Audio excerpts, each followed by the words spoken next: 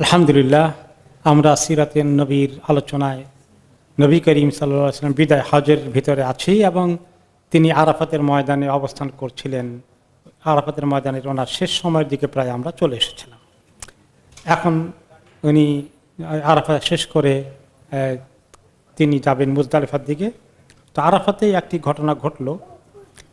বিদায় হজের মধ্যে যতগুলো ঘটনা ঘটেছে সবগুলোই বিশেষ করে অনেকগুলো ঘটনা হজের মাসাইলের সঙ্গে সম্পৃক্ত, হজ এবং ওমরার জার্নির সঙ্গে সম্পৃক্ত, এই ইবাদতের সঙ্গে। একজন মুসলিম এহরামের হালতে আরাফায় আসেন, সেখানে উনি ওনার ইন্তেকাল হয়ে গেল। ইন্তেকাল হওয়ার পরে নবী করিম সাল্লাল্লাহু আলাইহি ওয়াসাল্লাম খবর পেলেন, পাওয়ার পরে বললেন যে তোমরা তাকে তার এহরামের যে 2 টুকরা কাপড় আছে এটা দিয়েই তাকে কাফন পরিয়ে দাও, আর তাকে তোমরা গোসল দাও, কিন্তু গোসল দিবে তখনকার জামানায় পানি এবং বড়ই পাতা। বড়ই পাতা কী জন্য? বড়ই পাতা আসলে দুর্গন্ধ দূর করে, শ্যাম্পু ট্যাম্পুর পরিবর্তে তখনকার এটাই ছিল ন্যাচারাল সিস্টেম। বড়ই পাতার একটি ভালো গুণ আছে যে মানুষ যখন মারা যায় স্বাভাবিকভাবেই মানুষের ডেড বডি থেকে কিছু যদি দুর্গন্ধ যাতে ছড়িয়ে না পড়ে, যারা তাকে কবরে ঢুকাবে, তারপরে কাছে থেকে যারা নাড়াচাড়া করবে তারা যেন কোনো দুর্গন্ধ না পান, সেই জন্যই আসলে পরিষ্কার পরিচ্ছন্নতা এবং ভালো করে তাকে গোসল করানোর জন্যই সেটাই তখন রেকমেন্ড করা হয়েছে। এখনকার জামানা দেখেছি যে আমাদের ফুনেরাল সার্ভিস থেকে শুরু করে ওনারা তো এখন বড়ই পাতা আর পানও না, কোথায় পাবেন, এখন ওনারা শ্যাম্পু ইউজ করেন আর কি। তো কিন্তু আরাফাতের ময়দানে যদি কারো কিছু হয়ে যায় তাহলে সেখানে একটা মাসালা হলো যে কোনো ধরনের শ্যাম্পু ট্যাম্পু ইউজ করা যাবে না, কারণ এগুলোর মধ্যে কি আছে, এটা ছাড়া আর কি আছে, সুগন্ধ আছে। এরকমের হালতে সুগন্ধ ব্যবহার করা যাবে না। তো তখন যে বড়ই পাতা দিয়ে করতে বলেছেন, এখন বড়ই পাতা না হলে জাস্ট পানি দিয়ে গোসল করাই দিতে হবে আরাফাতের ময়দানে। এহরামের হালতে কোনো জিনিসের সুগন্ধ আছে, সুগন্ধ ছাড়া যদি কোনো সাবান থাকে, একদম সুগন্ধ ছাড়া যদি কোনো সম্পদ থাকে সেটা কনসিডারেবল আছে, কিন্তু সুগন্ধ হলে থাকলে হবে না। তো তারপরে বললেন যে গরম পানি বা পানি এবং বড়ই পাতার পানি দিয়ে গোসল করিয়ে দাও, আর তার মাথা এবং চেহারা ঢাকা যাবে না, মাথা এবং চেহারা খোলা রাখতে হবে, বিশেষ করে মাথা। এহরামের হালতে মাথা ঢাকা যায় না, এই জন্য এহরামের হালতে আমরা টুপি পরতে পারি না, তাই না? মাথা খালি রাখতে হবে। মাইয়েতের মাথাটাও খালি রাখতে হবে, মাথার কাপড় দিয়ে তাকে মাথাটাকে কাভার করা যাবে না। তারপরে তিনি বললেন যে আল্লাহ তাআলা ওয়া আন্নাল্লাহ তাআলা ইয়াবআসুহু ইয়াউমাল কিয়ামাতি মুলাব্বিয়ান, আল্লাহ তাআলা তাকে তালবিয়া করা অবস্থায় হাসরের ময়দানে উঠাবেন। তিনি উঠবেন লাব্বাইক আল্লাহুম্মা লাব্বাইক লাব্বাইক লা শারীকা লাকা লাব্বাইক সুবহানাল্লাহ, এই তালবিয়া নিয়ে উঠবেন। হজের মধ্যে গিয়ে যারা এইভাবে ইন্তেকাল হয়ে যায় তাদের জন্য অনেক বড় সুসংবাদ আছে। তাহলে এখানে মাসালা পাওয়া গেল যে হজের মধ্যে কারো ইন্তেকাল হয়ে গেলে কিভাবে তাকে আমরা দাফন কাফন করব। আমরা এবার আসি যে আরাফাতের ময়দানে তিনি গত সপ্তাহে আমরা শুনেছি অনেক দোয়া করলেন, দীর্ঘ সময়ব্যাপী দোয়া করেছেন। মনে হয় যেন তিনি রেস্ট নিতেই চাননি, দোয়াই বেশি করেছেন। তো আসলে সেই কথা প্রসঙ্গে মনে পড়ল যে অনেকে সেখানে গিয়ে কেউ জিকির করে, কেউ আপনার ওই শিয়ারা ওখানে গিয়া তো যত শিয়াদের কারবালার কাহিনী আছে সেগুলো সারাদিন পড়ে, আর এগুলো তারা শোক মাতাম করে। তো আসলে ওখানে তো শুধু দোয়া, এমনকি নবী করিম সাল্লাল্লাহু আলাইহি ওয়াসাল্লাম কোরআনও বেশি পড়েন নাই সেখানে, তিনি পুরোটাই দোয়ার মধ্যে এবং আযকারের মধ্যে, বিশেষ করে লা ইলাহা ইল্লাল্লাহু ওয়াহদাহু লা শারীকা লাহু লাহুল মুলকু ওয়া লাহুল হামদ, এই দোয়ার মধ্যে বেশিক্ষণ তিনি সময় কাটিয়েছেন, অন্য দোয়ার মধ্যে সময় কাটিয়েছেন। তাহলে এটা যে আরাফাতের ময়দানে সময়টা একদম বিশাল একটা নিয়ামত, গনিমত মনে করতে হবে, যে কোনো রকমের আড্ডা দেওয়া, কোনো রকমের চায়ের আসরে বসে গল্প গুজব করা, হাসি ঠাট্টা করা, এগুলো নয়। হ্যাঁ, প্রয়োজনীয় চা খাওয়া লাগতে পারে, প্রয়োজনীয় খাওয়া দাওয়া করা লাগতে পারে, তারপরে আল্লাহর সঙ্গে আমি আসি, এইরকম করে আমরা হজে যাব আল্লাহ তাআলা তৌফিক দিলে।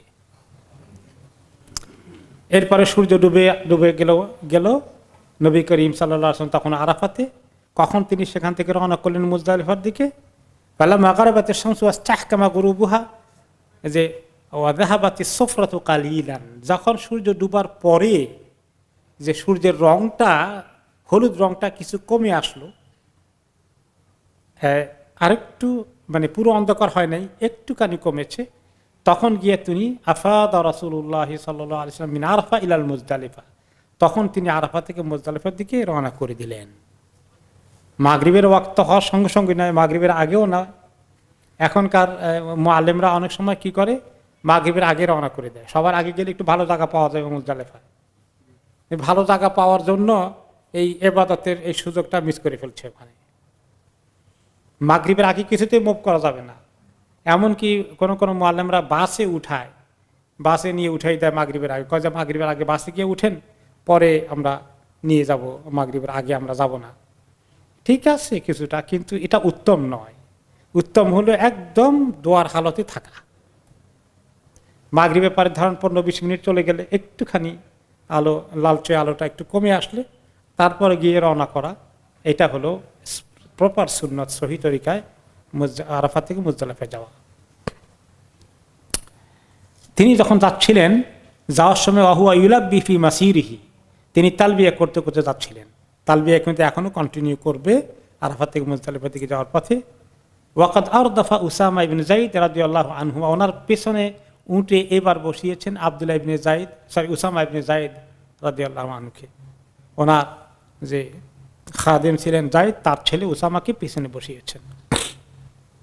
এবং তিনি খুব শান্তভাবে ধীর স্থিরের সঙ্গে রওনা করেছেন। তাড়াহুড়া জলদি করে যাই এরকম না, খুব তাড়াহুড়া করে ধীরে সুস্থে তিনি রওনা করেছেন শান্তভাবে।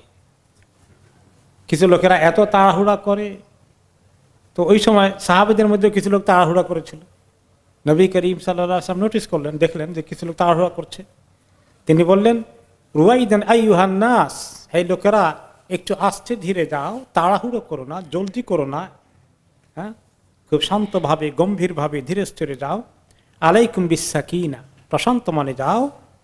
ফাইনাল বিররা লাইসা বিল ইদা, খুব তাড়াহুড়ো করে দৌড়ার মধ্যে এমন কোনো নেকি নাই। কারণ তাড়াহুড়ো করলে মানুষ তো আল্লাহ তাআলার জিকির, দোয়া, তালবিয়া এগুলার তো কোনো আকর্ষণ থাকবে না, মনোযোগ থাকবে না, তাই না? হই হুল্লোড় করবে শুধু। হই হুল্লোড় করলে যে মানুষের যে শান্তভাবে আল্লাহর সঙ্গে সম্পর্ক কায়েম করা, দোয়াগুলো সেভাবে তালবিয়াকে সেভাবে পড়া, এটা তো হয়ে ওঠে না। এই জন্য মানুষের মধ্যে এত তাড়াহুড়া করা, কে কার আগে যাবে, কোন জায়গায় গিয়ে ভালো জায়গাটা দখল করবে, এই চিন্তা, এই কম্পিটিশনে এত তাড়াহুড়া করে সুবহানাল্লাহ, এখন এই চিন্তা করা যায় না। এবং নবী করিম সাল্লাল্লাহু আলাইহি সাল্লাম তিনি খুব যে একেবারে ধীর গতির তা না, তিনি একটু মিডিয়াম হাঁটা হেঁটেছেন, মিডিয়াম তরিকায় হেঁটেছেন। আর যখন দেখতেন যে একটু ফাঁক আছে, মানুষ এখানে আশেপাশে বেশি নাই, তখন একটু দ্রুত গতিতে হাঁটতেন। আর যখন মানুষ অনেকে আছে, তখন তিনি মোটামুটি একটু মিডিয়াম ধীর গতিতে হাঁটতেন বা ওনার উটকে চালাতেন। এরপরে যখন তিনি মুজদালিফা পৌঁছার আগে, তখন তো ওনারা হেঁটে গিয়েছেন বা উঠে গিয়েছেন, অনেক সময় লাগে। আমরা এখন বাসে চলে গেলে কুইকলি চলে যাই, এখানে 2-3 ঘন্টা সময় লাগার কথা। তো তিনি মাঝখানে গিয়ে ওনার একটু ইস্তেঞ্জা করতে হলো। তারপর তিনি অজু করলেন, করলেন এবং সেই অজুটা করলেন জমজমের পানি দিয়ে, কারণ ওনার হাতের কাছে তখন জমজমের পানি ছিল খাওয়ার জন্য, সেটা দিয়ে অজু করলেন। তাহলে এখান থেকে আরেকটা শিক্ষা পাওয়া গেলে জমজমের পানি দিয়ে প্রয়োজনে অজু করা যায়। কেউ যদি মনে করেন জমজমের পানি দিয়ে অজু করা জায়েজ নেই, এটা যেমন ঠিক না, আবার জমজমের পানি দিয়ে অজু করলে বেশি সওয়াব হবে, এটা মনে করাও ঠিক না, তাই না? প্রয়োজন হলে জমজমের পানি দিয়ে অজু করা যাবে। তখন যখন অজু করলেন, এই সময় তো মাগরিবের ওয়াক্তে প্রায় পার হয়ে গেছে বা পার হয়ে যাচ্ছে, মাঝখানে রাস্তার মাঝখানে। তো উসামা যিনি ওনার পিঠে ছিলেন, তিনি বললেন, আসসালাতু ইয়া রাসূলুল্লাহ, ইয়া রাসূলুল্লাহ, মাগরিব পড়বেন না? মাগরিব ওয়াক্তে তো চলে যাচ্ছে। তখন তিনি জবাব দিলেন, আসসালাতু আমামাক, নামাজ তোমার সামনে হবে, মানে আরো যাও, পরে গিয়ে নামাজ হবে। তিনি তো আর নামাজের কথা ভুলে যাওয়ার কথা না, মনে করিয়ে দিবেন। এরপরে যখন উনি পৌঁছে গেলেন মুজদালিফার ময়দানে, সেখানে গিয়ে তিনি আবার অজু করলেন, হয়তো অজু দরকার হয়েছিল, অথবা তিনি আজান দিতে বললেন, একজনকে আজান দিলেন তিনি এবং ইকামত দিলেন। প্রথমে ওনারা নামাজটা পড়ে নিলেন, নিজের বিছনা টিছনা এগুলো ঠিকঠাক করার আগে প্রথমেই নামাজ পড়লেন মাগরিব, এরপরে আবার একামত দেওয়া হয়ে গেল, তো আর তারপরে আবার এশা পড়লেন। আর এই দুটোর মাঝখানে ওয়ালাম ইউসাল্লি বাইনাহুমা শাইআন, এই দুটোর মাঝখানে, দুই ফরজের মাঝখানে আর অন্য কোনো সুন্নত জাতীয় কিছু পড়েননি। তাহলে মাগরিবের ফরজ পড়েই এশার ফরজ পড়তে হবে। আর একটা মাসালা, যে আমরা যখন জমা বায়না সলাতাইন, দুই ওয়াক্ত নামাজ যদি একসঙ্গে পড়ি, যেটা তিনি করেছেন কোনো কোনো সময়, তাহলে এক ফরজের পরেই আরেক ফরজ, মাঝখানে কোনো সুন্নত ঢুকানো যাবে না। এরপরে তিনি এখন মাগরিবের বা এশার নামাজ পড়ে কিছু হয়তো পানি টানি কিছু খাওয়া দাওয়া করছেন কিনা, তখনকার জামানাতে আমরা খাওয়ার জন্য যেভাবে অস্থির হয়ে যাই, ওনারা তো এত অস্থির হতেন না, খাওয়ার কথাটা আসে নাই, হয়তো কিছু খেজুর টেজুর মুখে দিবেন, দিয়ে থাকতে পারেন, কিন্তু মেইনলি উনি ঘুমিয়ে পড়লেন। এটা হলো অনেক বড় আমল, যে উনি জেগে থেকে অনেক ইবাদত করতে হবে, খুব মোবারক জায়গায় আছে, অনেক ইবাদত করি না, এখন ঘুমিয়ে যাওয়া, মুজদালিফায় শুয়ে যাওয়া। শুয়ে গেলে যদি অন্তত ঘুম নাও আসে, রেস্ট হলো, আরাফাতের ময়দানে লম্বা দোয়া করতে করতে অনেক টায়ার্ড হয়ে গেছেন, সামনে আগামীকালকের দিনটা আসছে 10 তারিখ, সেখানে এত ব্যস্ততা, এত কাজ, মিনাতে গিয়ে পাথর মারা থেকে শুরু করে তারপর বাইতুল্লাহ তাওয়াফ করা, এরপরে প্রয়োজনে কোরবানি করা, চুল কাটা, অনেক কাজ আছে। এই জন্য তিনি যে আমল করেছেন সেই আমলে আমাদের ফলো করা উচিত। মুজদালিফায় কোনো রকমের সময় নষ্ট না করে যত তাড়াতাড়ি শুয়ে যাওয়া যায়, একটু রেস্ট নেওয়া যায়, শরীরের মধ্যে এনার্জি হবে পরের দিনের জন্য। এটাই নবী করিম সাল্লাল্লাহু আলাইহি ওয়াসাল্লামের সুন্নত। কারণ তিনি যে কাজগুলো করেছেন এগুলা ফলো করা উচিত আমাদের। এবং তিনি বলেছেন, খুদু আন্নী মানাসিকাকুম, তোমরা আমার থেকে হজের নিয়ম কানুন শিখো, লা আল্লিলা আলকাকুম বাদা আমি হাদা, হয়তো আগামী বছরে আর তোমাদের সঙ্গে আবার হজ করা হবে না, আর কোনোদিন হয়তো বা হজ করা হবে না, কাজে আমার থেকে শিখে নাও। এই জন্য যারা মাবরুর হজ করতে চান, মাবরুর হজ্জে মাবরুর, যার পুরস্কার একমাত্র জান্নাত, সে হজ্জে মাবরুরের মধ্যে কয়েকটি জিনিস আছে। একটা হলো যে ইখলাস, কোনো রিয়া ইত্যাদি করা যাবে না। 2 নম্বর হচ্ছে ইত্তেবা সুন্নাহ, নবী করিম সাল্লাল্লাহু আলাইহি ওয়াসাল্লাম সুন্নতকে পদে পদে পালন করা। আরেকটি রেওয়ায়েত, আরেকটি হাদিসে পাওয়া গেছে যে হজের মধ্যে বেশি করে লোকেরা অন্যদেরকে খাওয়ানোর চেষ্টা করে, এটাও মাবরুর হজের জন্য আরেকটি সহযোগী বিষয়। এই 3টে আমলের কথা এসেছে। তো তাহলে এই মুজদালিফার ময়দানে এত মোবারক রাত্রে, পরের দিন হলো ঈদের দিন, তাই না? এটা তো ঈদের রাত্র আবার। তো এখন ঈদের রাত্রে কোনো ইবাদত আছে কিনা? এখান থেকেই দেখা গেল যে 2 ঈদের রাত্রের ফজিলত নিয়ে আমাদের মকসুদুল মুমিনিন মার্কা কিতাবে অনেক কিছু লেখা আছে, কিন্তু আসলে কোন সহিহ হাদিসে নাই যে ঈদের রাতে নবী করিম সাল্লাল্লাহু আলাইহি ওয়াসাল্লাম ঈদের রাত মনে করে খাস কোনো ইবাদত করেছেন। হ্যাঁ, প্রত্যেক রাত্রেই ইবাদত জায়েজ আছে, নফল জায়েজ আছে, তাহাজ্জুদ জায়েজ আছে, তাই না? কিন্তু ঈদের রাতের আলাদা কোনো ফজিলত, ইবাদত আমলের এগুলো যেগুলো বলা হয়, এগুলো কোনো সহিহ হাদিস নেই। আর বিশেষ করে মুজদালিফার রাত্রে তিনি পরের দিনের জন্য তিনি আর কোনো নামাজ কিছু, এবং সেদিন তিনি তাহাজ্জুদও পড়লেন না, হাত্তা তালা আল ফজর। তিনি সবসময় তাহাজ্জুদ পড়েন, কিন্তু মুজদালিফার রাত্রে তিনি তাহাজ্জুদও পড়েন নাই। ওনার হয়তো এত টায়ার্ড না, কিন্তু উনি জানেন উনি যদি পড়েন তাহলে উম্মত একটাও শুয়ে থাকবে না, তাদের প্রতি উনি ইহসান করেছেন। এবং এই জন্যই সেখানে রেস্ট নেওয়াটাই সুন্নত, ইবাদত, অন্য ইবাদত না করে। তবে আবার কেউ বলে যে ঠিক আছে ইবাদত করে বসে বসে গল্প করি, তো তা আরো অবস্থা কাহিল। ইবাদত না করার জন্য বলা হয়েছে রেস্ট নিতে পরের দিনের জন্য। এখন গল্প করে যদি জেগে থাকে তাহলে ঠিক না। এখন অবশ্য একটু জটিলতা হলো যে অল্প জায়গা তো, মানুষ তো অনেক বেশি, ঘুমার পরিবেশ হয়ে ওঠে না, তবুও শুয়ে থাকা বলে আমি শুয়ে শুয়ে আল্লাহ নবীর সুন্নাত ফলো করতেছি, এটাই বড় ইবাদত, তাই না? তাই গল্প গুজব, আড্ডা, এগুলাকে কিন্তু অ্যাভয়েড করতে হবে। মনে রাখবেন, যখন হজে যাবেন এই সমস্ত জায়গায় কিছু লোক আছে খালি মানুষ দেখলে কথা বলতে চায়, খালি আড্ডার আসর জমাইতে চায়। আর মানুষের এটা একটা মানে হিউম্যান উইকনেস, মানুষের দুর্বলতা হচ্ছে আমরা সোশ্যাল, আমরা অনেক সামাজিক হতে চাই। গল্প গুজব আমাদের সবসময় মজা লাগে, ইবাদতের ভিতরে ঢুকে দিলেও মজা লাগে, আর শয়তান তো সেই চান্স নিতে চায়। তাহলে আমরা এই যে সিরাতে পাক থেকে ওনার হজের আলোচনা শুনছি, সামনে যদি কেউ যায় এগুলা ইনশাআল্লাহ আমরা আমল করব, যে এইভাবে ফলো করবে এক্স্যাক্টলি তিনি কিভাবে হজ করেছেন।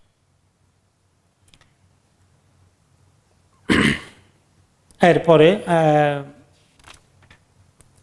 তারপরে দেখি যে তিনি শুয়ে গেলেন, কিন্তু যারা কিছু লোককে তিনি অ্যালাউ করে দিলেন, তারা মধ্যরাতের পরে পুরো সময় মুজদালিফা না থেকে মাঝ রাতের পরে তারা আর্লি মিনার দিকে চলে যেতে পারবে এবং যাওয়ার জন্য নির্দেশ দিলেন।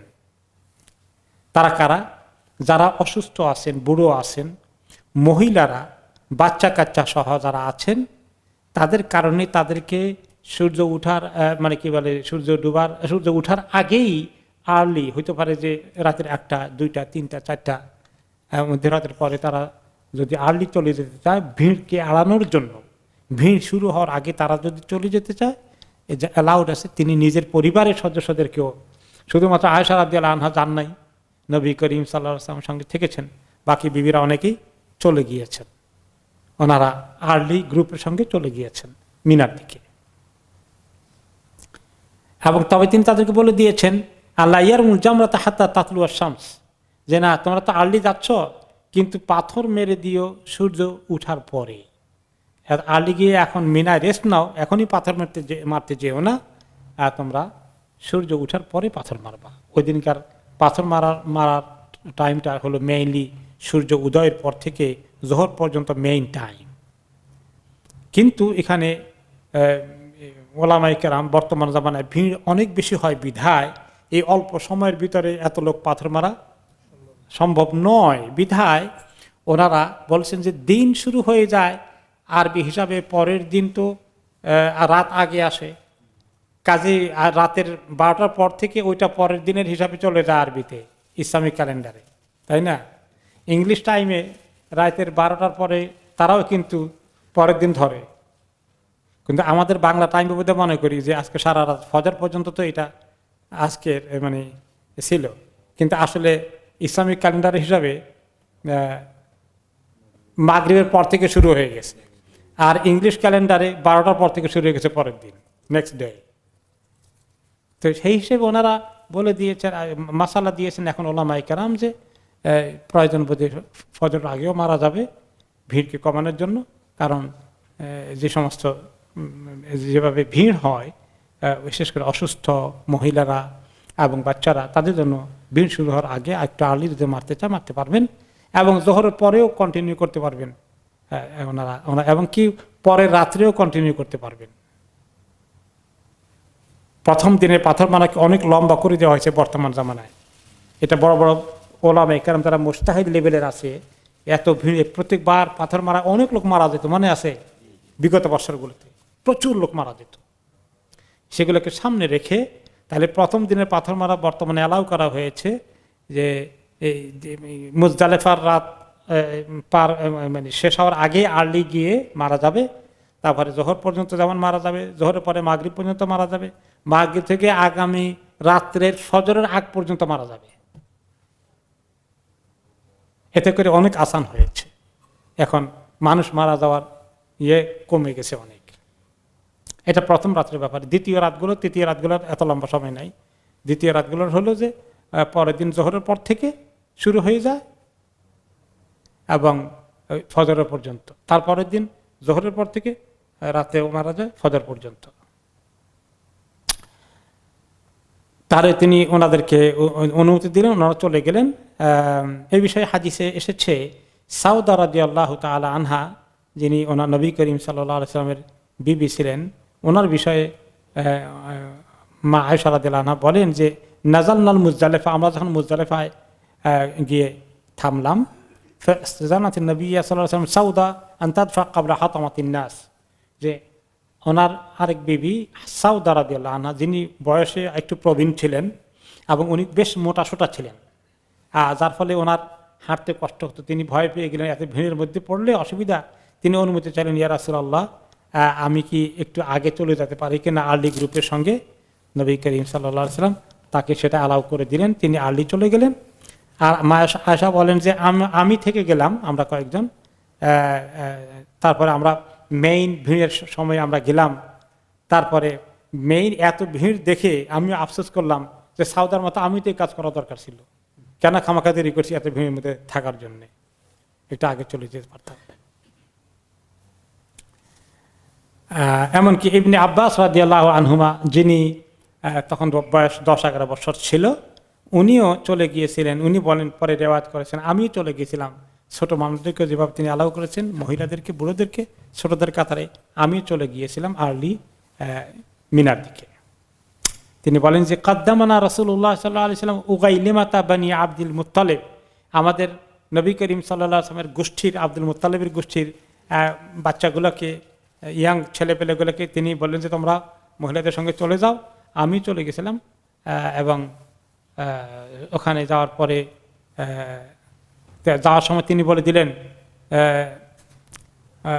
উবাইনিয়া লা তারমুল জামরাতা হাত্তা তাতলু আশ-শামস, আমাকে বলে দিলেন, এই বাচ্চা শোনো, যাচ্ছ তো আর্লি, কিন্তু পাথর মারবা সূর্য উঠার পরে, তার আগে না। এরপরে নবী করিম সাল্লাল্লাহু আলাইহি ওয়াসাল্লাম রাত্র কাটালেন। তারপরে যখন ফজর সময় হয়ে গেল, আজান দিয়ে ওনারা তখন ফজর পড়ে ফেললেন। মুগলেসান, গালাসের মধ্যে পড়লেন। গালাস মানে হলো ফজরের ওয়াক্ত শুরুর একদম বিগিনিংয়ে, যখন পুরো পরিষ্কার হয় না, আর একটু ফর্সা হয়ে গেলে না পড়ে, বরঞ্চ একদম বিগিনিংয়ে যখন একটু একটু অন্ধকার আছে, ফজরের টাইম হয়ে গেছে, বিগিনিং টাইমে, শুরু টাইমে ফজর পড়ে ফেললেন আজান দিয়ে, কামাত দিয়ে। আর সেই দিনটা তো ইয়ামুন নাহার, ঈদের দিন, কোরবানির ঈদের দিন। আর সেই দিনটাই হচ্ছে আসলে ইয়ামুল হাজ্জুল আকবার, হজের সবচেয়ে বড় দিন। আমরা গত সপ্তাহে বলেছিলাম হজের বড় দিনের অর্থ বলার কারণ হচ্ছে যে ওই দিনে হজের সবচেয়ে বেশি কাজগুলো সম্পন্ন করতে হয়। তারপর ওখান থেকে নবী করিম সাল্লাল্লাহু আলাইহি ওয়াসাল্লাম নিজে যেখানে শুয়েছিলেন ওইখানে লোকালি আজান একামত দিয়ে নামাজ পড়ে এরপরে তিনি আল মাশআরুল হারাম এলাকায় আসলেন।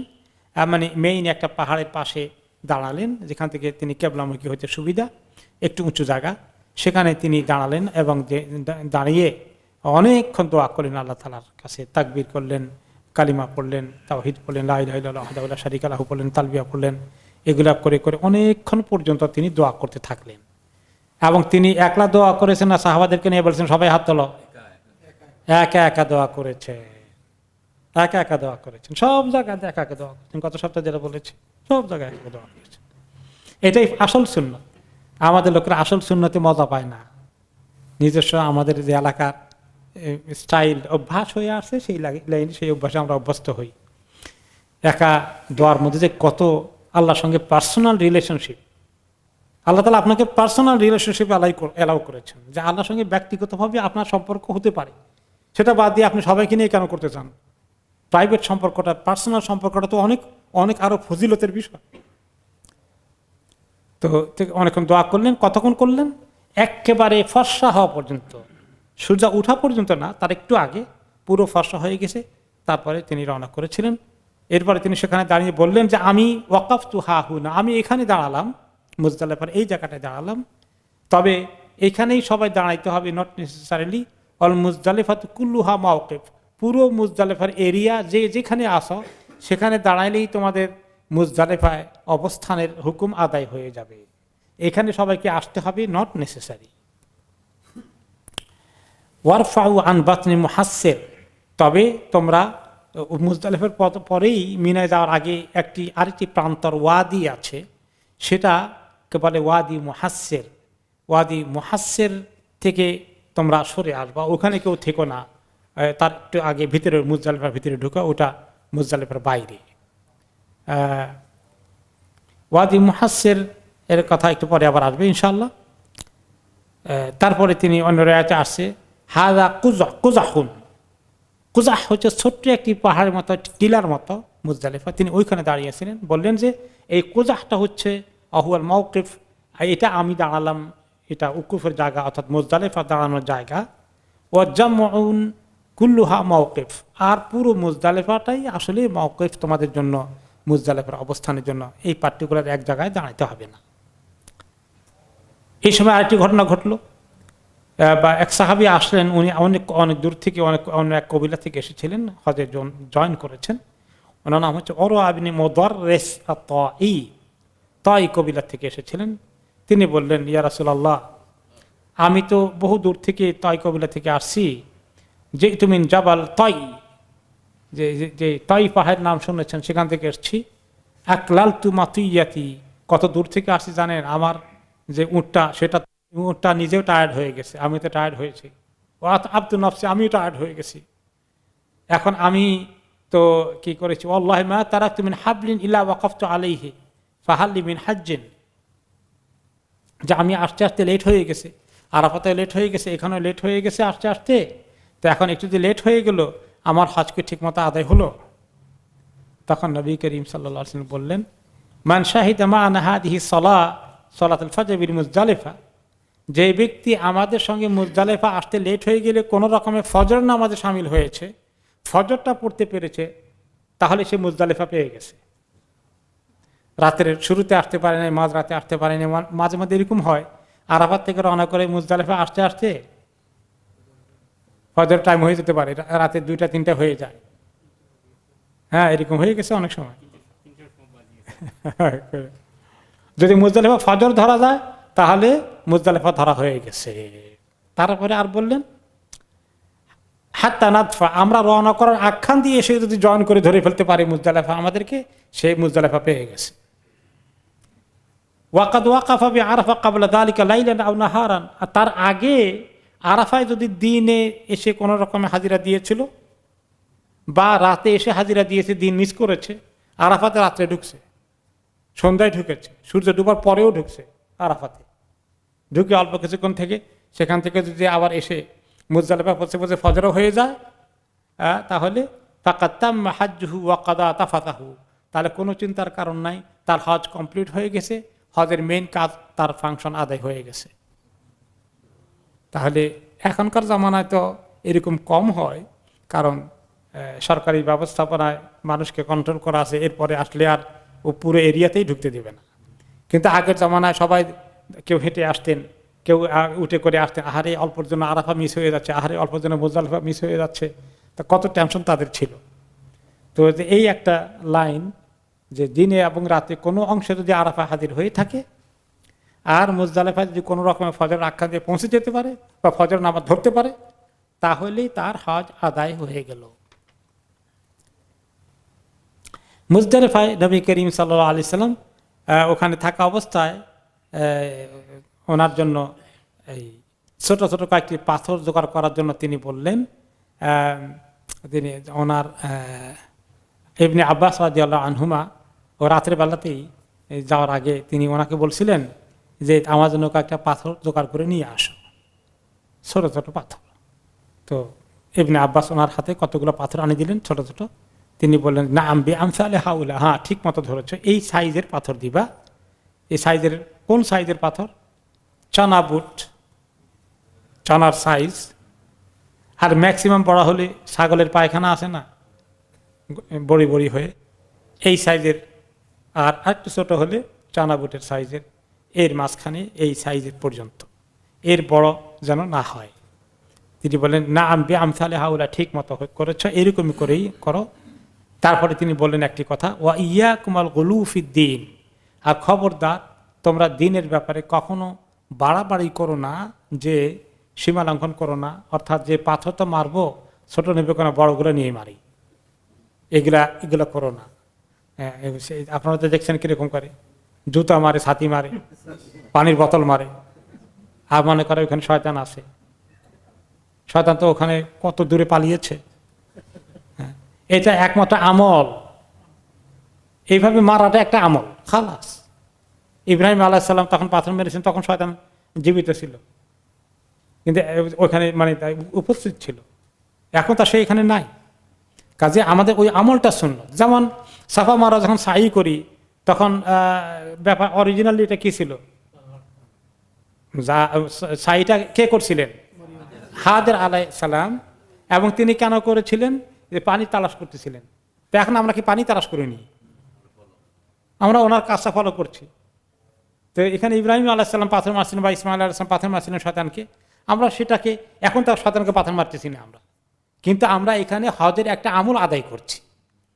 কাজেই যদি বড় পাথর হয় অসুবিধা কি? একটু বড় হয়ে গেলে সামনে যারা আছে পেছন থেকে মারলে তো মাথার মধ্যে লাগবে। আমার কয়েকবার লাগছে, এটা টম করে এত ব্যথা পেয়েছি, এত বড় পাথর মারছে। আর কত দূর থেকে মারে, ভয়, কিছু লোক আছে ভিড় দেখলে ভয় পায়, এখান থেকে মারে, আল্লাহ বর্ষা তো দূর যায়। সুবহানাল্লাহ, কোথায় রয়েছে জমারাত, কোথায় গিয়ে মানুষের মাথার মধ্যে মারছে। তো এইগুলো এই জন্য ছোট পাথর যদি ইনকেস অ্যাক্সিডেন্টালি মাথায় লাগেও এত ব্যথা পাবে না। কাজে এটাই হলো সুন্নাত। আর তিনি যে বলছেন খবরদার দিনের ব্যাপারে বাড়াবাড়ি করো না, তাতেই বোঝা যায় যে মানুষ এখন যেগুলো করে অনেক বাড়াবাড়ি করে, এগুলো এই হজের মধ্যে গিয়ে পাথর মারার ক্ষেত্রে গেলেও সেটা দেখা যায়। এরপরে নবী করিম সাল্লাল্লাহু আলাইহি ওয়াসাল্লাম ফজর পড়ে সূর্য উঠার আগে পরিষ্কার হওয়ার পরেই তিনি রওনা করে দিলেন মিনার দিকে। এবং ওনার আগে মুশরিকরা যখন হজ করতো, মক্কাওয়ালারা ইব্রাহিম আলাইহিস সালামের হজের কিছু কিছু ঠিক রাখছে, কিছু কিছু তারা আবার চেঞ্জ করে ফেলেছে তাদের মর্জি মতো। তারা বলতো যে না, আমরা এক কাজ করব, সূর্য উঠার পরে গিয়ে যাব। মুশরিকরা সূর্য উঠার পরে এখান থেকে মিনাতে মুজদালিফা থেকে মিনার দিকে যেত। নবী করিম সাল্লাল্লাহু আলাইহি ওয়াসাল্লাম তিনি তাদের সেই তরিকায় নয়, তিনি সূর্য উঠার আগেই রওনা করে দিলেন মিনার দিকে। ওনার পেছনে এবার উঠালেন ফাদল ইবনে আব্বাসকে, যে আব্দুল্লাহ ইবনে আব্বাসের বড় ভাই ফাদলকে উঠালেন, তিনিও আব্বাসের আরেক ছেলে। তো আব্দুল্লাহ ইবনে আব্বাস তো ছোট, 10-11 বছরের, এবং রাসূলুল্লাহ সাল্লাল্লাহু আলাইহি ওয়াসাল্লাম তাকে নিজের ছেলে মতো করে নিজের কাছে রাখছেন এবং দ্বীনের তালিম খুব ভালো পেয়েছেন। দ্বীনদারির দিক থেকে বড় ভাই থেকে উনি অনেক অগ্রসর। ওনার বড় ভাই যিনি ফাদল ইবনে আব্বাস, আব্বাসের বড় ছেলে, উনি দ্বীনের দিক থেকে একটু দুর্বল আছেন আর কি। তারপরে নবী করিম সাল্লাল্লাহু আলাইহি ওয়াসাল্লাম, আব্বাস যেহেতু ওনার প্রিয় চাচা, তো উনি আব্বাস রাদিয়াল্লাহু আনহু ওনাকে অনেক সাপোর্ট করেছিলেন। তিনি এই জন্য ফাদলকেও তিনি উঠালেন, এবার তুমি উঠাও। তিনি চেঞ্জ করেছেন, একবার উসামাকে উঠিয়েছেন, আবার আব্দুল্লাহ ইবনে আব্বাসকে উঠিয়েছেন কোনো জার্নিতে, আবার কোনো জার্নিতে ফাদল ইবনে আব্বাসকে উঠিয়েছেন। দেখেন তিনি কিভাবে ডিল করেন, একজনকে শুধুমাত্র প্রায়োরিটি দেন না যাতে বাকি কষ্ট না পায়। হ্যাঁ, ছোটদেরকে, উসামা ওনার ক্লোজ, তাকে তিনি নিজের ছেলের মতো পালছেন। আব্দুল্লাহ ইবনে আব্বাসও ক্লোজ, আবার ফদলও বড় ভাই, সে যদি মনে করে আল্লাহ নবী শুধুমাত্র আব্দুল্লাহ ইবনে আব্বাসকে পছন্দ করে, আমারে করে না, এবারে ওনাকে উঠালেন, পিছনে আছে। আর ফদল ইবনে আব্বাস ছিল একটু রসিক মানুষ, মানে ইয়াং মানুষ, খুব সুন্দর দেখতে, শুনতে, চুলগুলো বাপের চুল, লম্বা চম্বা, একটু মানে ইয়াং ভাব আর কি ওনার একটু বেশি। এখন কিছুক্ষণ যাওয়ার পরে এখন কিছু মহিলারা পেছনে পড়ে গেছে, তো উনি তো পেছনে আসেন, আব্দুল্লাহ ইবনে আব্বাস, ফদল ইবনে আব্বাস, নবী করিম সাল্লাল্লাহু আলাইহি ওয়াসাল্লাম পিছনে একই উঠে বসা, পিছনে আসে। তো রাসূলুল্লাহ সাল্লাল্লাহু আলাইহি ওয়াসাল্লাম খেয়াল করলেন যে ফদল ইবনে আব্বাস খালি মহিলাদের দিকে দেখে এমনি করে, মহিলা যাচ্ছে, সেখানে বুড়া আছে, সেখানে মাঝ বয়সে, সেখানে জওয়ানরাও আছে। এখন এতে যুবক মানুষ কিছু একটু মহিলার দিকে দেখার একটু এটাকে থামাতে পারছে না। তিনি তার পেলেন, তারপরে তিনি পিছনে বাম হাত দিয়া ওনার চেহারাকে ঘুরাই দিলেন, ডান দিক থেকে পেছনের দিকে দিয়ে দিলেন যেন না দেখে। কিছুক্ষণ পরে সে আবার বাম দিকে দেখে, তা আবার মাথা ঘুরাই দিলেন। তারপরে এভাবে আস্তে আস্তে ওয়াদি মুহাসসার পর্যন্ত আসলেন। এর মধ্যেই চলার অবস্থাতেই একজন ভাই এসে জিজ্ঞেস করলেন, একজন সাহাবী এসে জিজ্ঞেস করলেন, ইয়া রাসূলুল্লাহ ইন্না উম্মি আজুজুন কাবীরা, আমি তো হজ করতে আসছি, আমার মা তো বাড়িতে, তো ওনার হজ করার খুব বোধহয় ফরজ ছিল, কিন্তু এখন সমস্যা হয়ে গেল, একটা মাসালা দরকার। ওয়াইন হামাল তুহা লাম তাস্তামসিক, আমি যদি ওনাকে উঠে বসাই তাহলে তো উনি উটের উপরে বসে থাকতে পারবেন না, কোন সময় কাজ হয়ে পড়ে যান, ওনার এর কীভাবে আমি নিয়ে আসি। ওয়াইন রাবাত তুহা খাসিতান আক্তুলাহা, আর যদি উটের পিঠে যে হাওদাজ আছে, সিটটা আছে, ওখানে ওনাকে রশি দিয়ে বেঁধে রাখি যে পড়ে যাবেন না, তাহলে চিন্তা করলাম যে ওখানে বেঁধে রাখতে গেলে যদি ওনার শরীর খারাপ হয়ে যান, নামতে চান, তাহলে তো নামতে পারবেন না, আবার ওখানে এই বাঁধার কারণে খুলতে না পারে, আবার ওখানে মরেই যান কিনা। এখন আমি আমার এই মাকে কিভাবে হজ করাই, এটার তরিকা কি? ওনার তো ফিজিক্যালি উনি আনাই বল সম্ভব না সফর করা। তখন তিনি জবাব দিলেন রাসূলুল্লাহ সাল্লাল্লাহু আলাইহি সাল্লাম, আরাআইতা লাউ কানা আলা উম্মিকা দাইনুন আকুনতা কাদিহি, তোমার যদি কোনো ঋণ থাকতো বা তোমার মায়ের যদি কোনো ঋণ থাকে, তুমি তোমার মায়ের মানুষের টাকা পয়সা পাওনা দানার ঋণ শোধ করতে না? বলে তা তো করতামই, তাহলে আল্লাহর ঋণ শোধ করতে হবে। তাহলে ওনাকে ফরজ করাতে হবে। কিভাবে করবা? ফাহুজ্জা আন উম্মিকা, তাহলে তুমি তোমার আম্মার পক্ষ থেকে বদলি হজ করে নিও। তাহলে আল্লাহর এ ফরজের যে ঋণ আছে তোমার মায়ের ঘাড়ে, এটা দায়িত্ব আদায় হয়ে যাবে। তাহলে এটা বোঝা গেল যে আমরা মা বাবা মুরব্বীরা যদি হজ না করেন, হজ ফরজ হয়ে থাকে, তাহলে আমরা তাদের হজ আদায় করা উচিত। আর ফরজ না হলেও যদি আমরা তাদের পক্ষ থেকে নফল হজ আদায় করি, আদায় হবে কিনা? হবে, নফলটাও আদায় হয়ে যাবে। কিন্তু ফরজটা আদায় না করলে গুনাহ হবে মা বা বাবার। আর ফরজ নফল আদায়, ফরজটা আদায় না করলে গুনাহ হবে, নফল আদায় না করলে গুনাহ হবে না। এইটা হলো বেশ কম আর কি, কিন্তু সব হবে। এখন ফরজটা করলে সব বেশি হতো না, নফলটা করলে সব বেশি হবে, সেটা এমনি তো বুঝলাম ফরজের সব বেশি, কিন্তু যার ফরজ হয় নাই তারটা তো নফল হবে। এখন আপনি করলেন আপনার নফল, আপনার মায়ের বাবার নফল হজ, আর জন্য করলে তার বাবার বা মায়ের ফরজ হজ, কোনটা সব বেশি হবে? এটা আল্লাহ তাআলা ভালো জানেন। কে বেশি ইখলাসের সাথে করেছে, কারটা আল্লাহর কাছে বেশি কবুল হয়েছে। হয়তো দেখা যাবে নফলওয়ালাটা বেশি কবুল হয়ে গেছে, ফরজওয়ালাটা সুবিধা হয় নাই। তো সেটা মানে কিভাবে করলাম আমরা হজ, এটা বিরাট জিনিস। তো কোনো কোনো সময় মহিলারা মাসালা জিজ্ঞাসা করেন যে আমার তো সম্পদ নাই, তো সম্পদ আমার স্বামীর, তো উনি আমাকে হজে নিয়ে যাচ্ছেন, তখন আমি কি ফরজ হজে নিয়ত করতে পারবো না, নাকি আমার হজ নফল হবে? তো উত্তর হলো যে আপনি হজে নিয়ত করেন, ফরজ নফল তো বলার দরকার নাই। তো আসলে হজটা নফল হবে, ফরজ নয়। তার অর্থে এই নয় সওয়াব কমে যাবে। ফরজ কেন হবে না? কারণ যার উপরে টাকা, যার টাকা নাই, তার উপরে ফরজ কেমনে করবেন আপনি? কিন্তু তিনি যে হজে গেলেন, হয়তো দেখা গেল যে তার স্বামীর তুলনায় ওনারটা আল্লাহর কাছে বেশি কবুল হয়ে গেছে, কারণ উনি ইখলাস বেশি ছিল, উনি আল্লাহ তাআলার কাছে বেশি ভালো করে সম্পর্ক স্থাপন করে হজ করেছেন। কাজেই ফরজ না নফল, এই কোনটার জন্য আমার সওয়াব বেশি হবে, ওইটা তালাশ না করে হজকে সহি তরিকায় এবং ইখলাসের সাথে আল্লাহর সঙ্গে সম্পর্ক উন্নয়ন করতে পারলে এটাই হলো মেইন ক্রাইটেরিয়া। এরপরে চলতে চলতে মিনায় পৌঁছার আগে মাঝখানে যে জায়গা আসলেন, এটার নাম হলো ওয়াদি মুহাসসির। ওয়াদি মুহাসসিরে যখন আসলেন, তিনি এতক্ষণ নবী করিম সাল্লাল্লাহু আলাইহি ওয়াসাল্লাম একটু ধীর গতিতে যাচ্ছিলেন, এখন তিনি খুব দ্রুত গতিতে পার হয়ে যাচ্ছেন। এবং তিনি বললেন যে নবী করিম সাল্লাল্লাহু আলাইহি ওয়াসাল্লাম আসলে যে কোনো আযাবওয়ালা এরিয়ায় গেলে আযাবের এরিয়ায় পার হতেন দ্রুত গতিতে, কারণ এই জায়গার মধ্যে আব্রাহার হস্তি বাহিনী নিয়ে যখন সে মক্কা বাইতুল্লাহকে আক্রমণ করতে এসেছিল, আল্লাহ তাআলা তাকে তায়রান আবাবিল থেকে তার মিহিম বিহিজারাতিম মিন সিজিল, এই যে পাখিরা তাকে পাথরের যে গুলি করে দিয়ে তাদেরকে শেষ করে দিয়েছে, সেটা এই এলাকায় হয়েছিল। এই জন্য এটা একটা আযাবের এলাকা। সেই ছোট্ট কণা পাথরের যে বুলেট আল্লাহ তাআলা দিয়েছিলেন, সেটা অ্যাটম বোমার থেকে কম পাওয়ারফুল ছিল না, সেটা তাদের হাতি এবং মানুষ সবগুলোকে একদম চিরতরে শেষ করে দিয়েছে।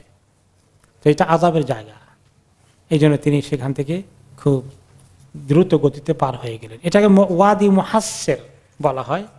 মুহাসসির মানে যেখানে মানুষ ফেল করে, ব্যর্থ হয়ে যায়, ব্যর্থ হওয়ার জায়গা। এখানে কে ব্যর্থ হয়েছিল? আব্রাহা। এই জন্য এই এলাকার নাম হলো ওয়াদি মুহাসসির। তাহলে মিনা, মুজদালিফা থেকে মিনা যাওয়ার পথে এটা পড়ে। সেই জায়গাটা দ্রুত গতিতে পার হয়ে যাওয়া, সেখানে বসে কতক্ষণ রেস্ট না নিয়ে, রেস্ট নিতে হলে আগে অথবা পরে।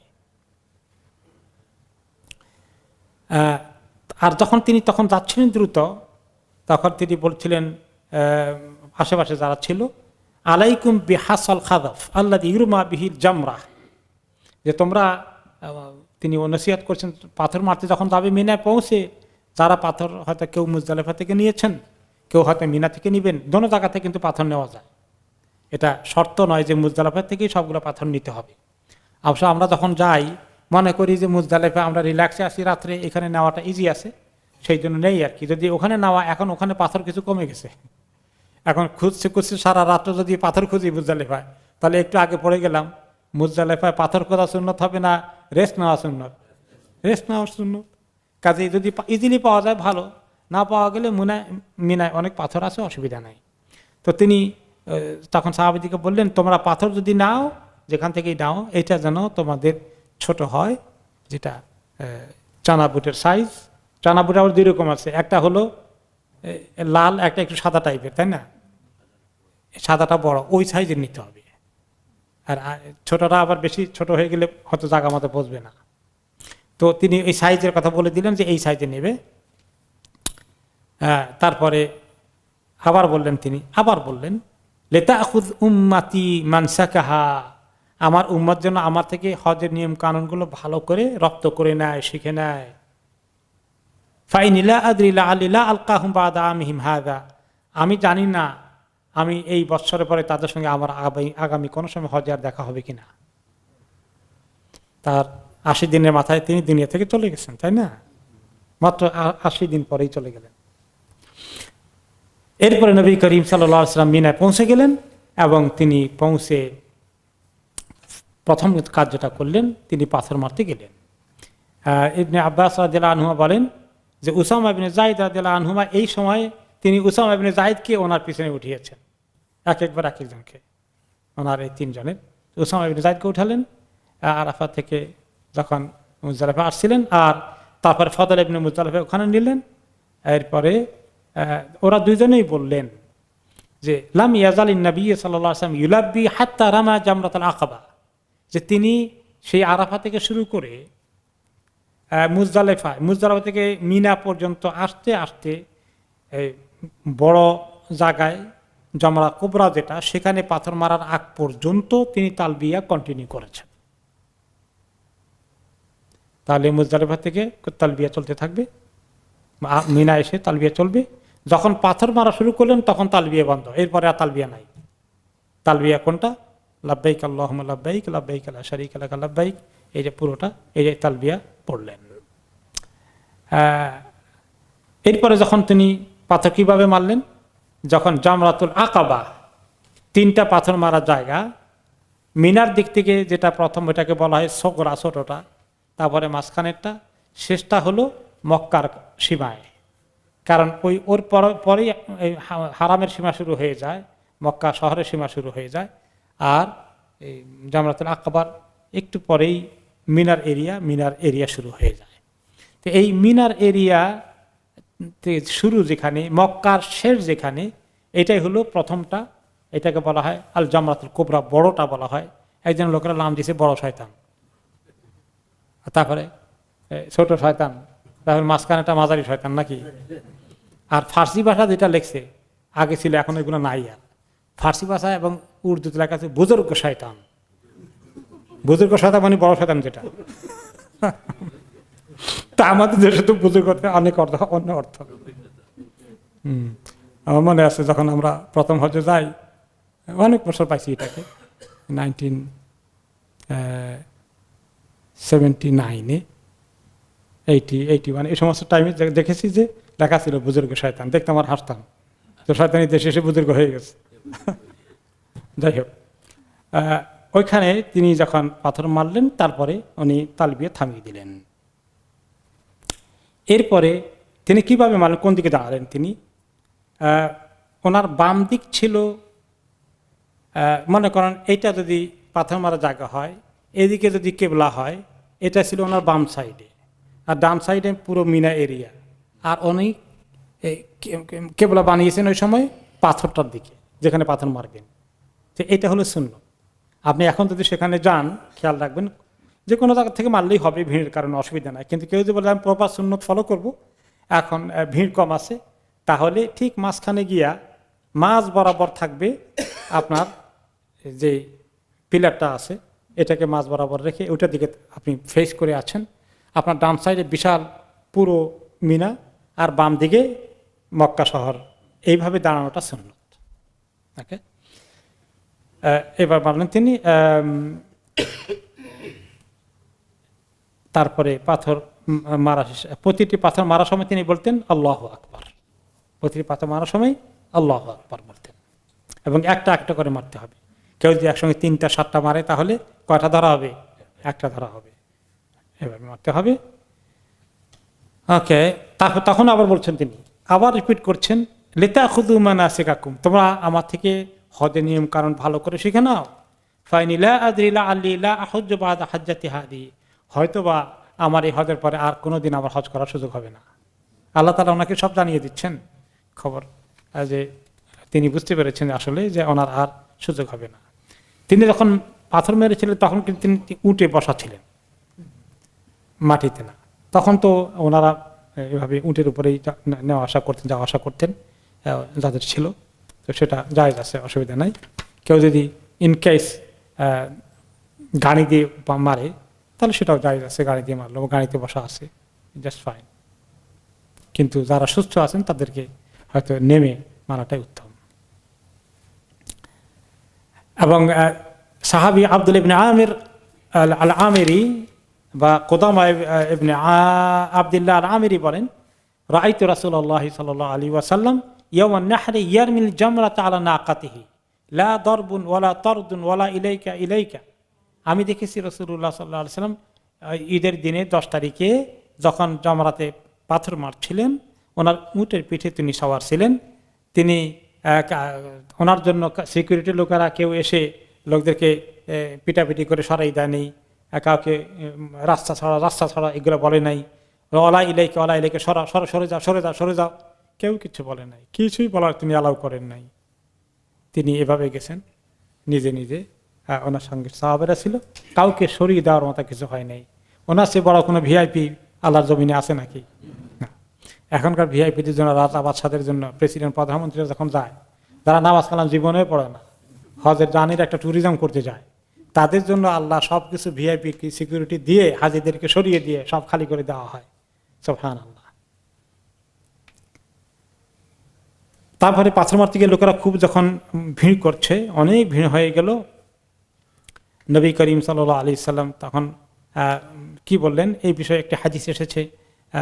তিনি উম্মে জুনদুব রাদিয়াল্লাহু আনহা তিনি বলেন, রাআইতু রাসূলুল্লাহ সাল্লাল্লাহু আলাইহি ওয়াসাল্লাম ইয়ারমি জামরাতুল আকাবা মিন বাতনিল ওয়াদি ইয়ামান নাহর ওয়া ইয়াকুল, তিনি যখন পাথর মারছিলেন সেদিন এই 10 তারিখে আমি দেখেছিলাম যে উনি বলছেন একটা কথা, আইয়ুহান নাস, ইয়া আইয়ুহান নাস, হে লোকেরা, লা ইয়াকতুল বাদুকুম বাদা, খবরদার অতিরিক্ত ভিড় করে ধাক্কাধাক্কি করে কে কার আগে মারবা এগুলোর জন্য, লা ইয়াকতুল বাদুকুম বাদা, কেউ কাউকে কতল করে ফেলে না। মানে কেউ তোমার কারো দ্বারা যদি কোন রকম অ্যাক্সিডেন্টালি পড়ে যায়, পায়ের নিচে চাপা পড়ে যায়, ভিড়ের মধ্যে ধাক্কাধাক্কি হুড়াহুড়ি করতে গিয়ে, খবরদার এটা কতল হয়ে যাবে, এইটা তোমরা এমনি কতল করার গুনাহ হয়ে যাবে, খবরদার, সাবধান সাবধান।